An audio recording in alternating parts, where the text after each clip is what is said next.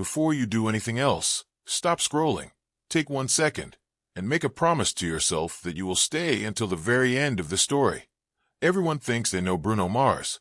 The smile, the swagger, the silk suits, the effortless charm, the man who makes joy look easy and success look inevitable. But that image is a performance layered on top of another performance, and underneath both is a story so raw, so uncomfortable, and so rarely told that most people would rather pretend it does not exist. At 39, Bruno Mars is finally being framed not just as a superstar, but as a product of pressure, survival, and secrets that never really stayed buried. This is not a rise to fame story. This is a damage story that somehow turned into pop perfection. Long before the world saw him as a hit maker, he was already working like a full-grown adult. While other children were still figuring out how to be children, he was learning how to entertain crowds. Night after night, week after week, 2 shows a night, 5 nights a week. The applause came early, but so did the expectations. Adults clapped, cameras flashed, and nobody stopped to ask what happens when a child's entire sense of worth is tied to never disappointing an audience. Fame did not arrive later. It arrived before choice did.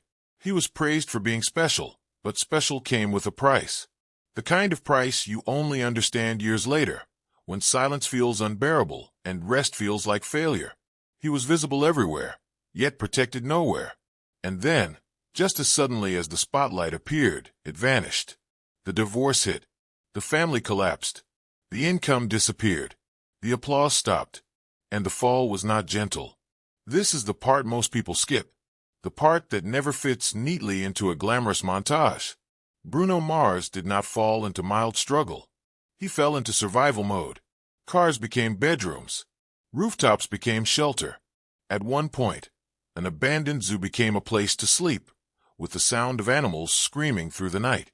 No electricity. No stability. No safety net.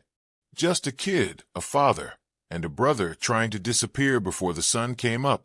Imagine going from being watched by thousands to being invisible overnight.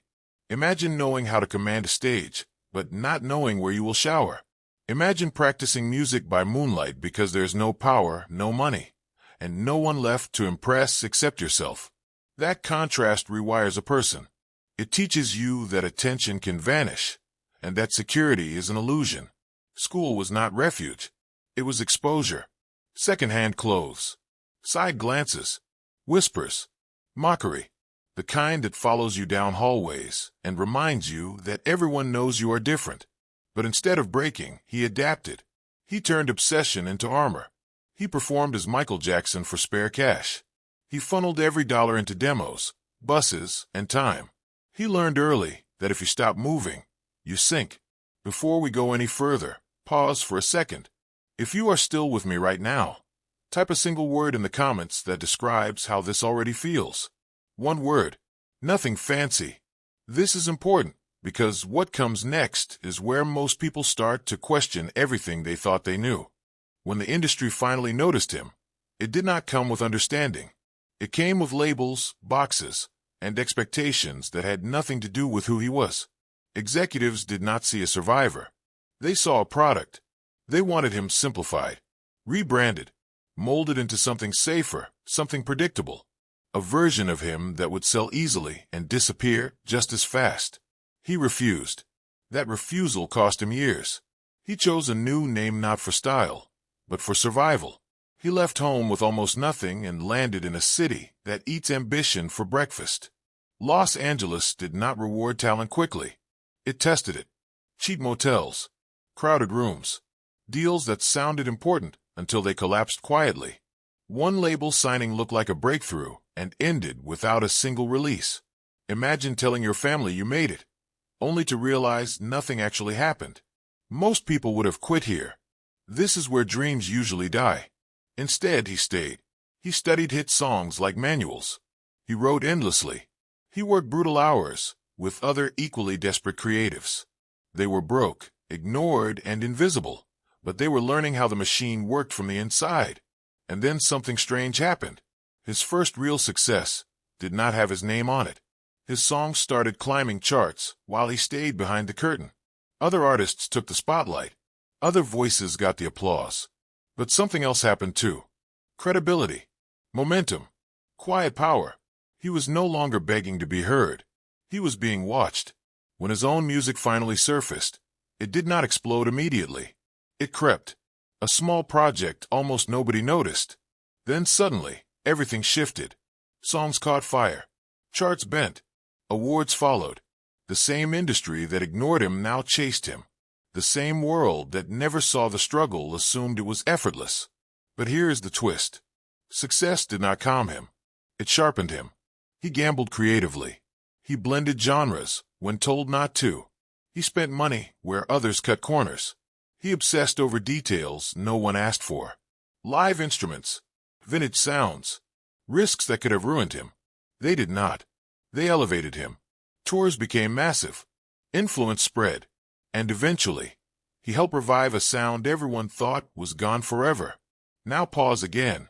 If you are still watching, you are officially past the point where most people drop off. To prove it, scroll down and like this video right now. Not later. Right now. That single click tells the algorithm and everyone else that you are still here, because what comes next is the part people argue about.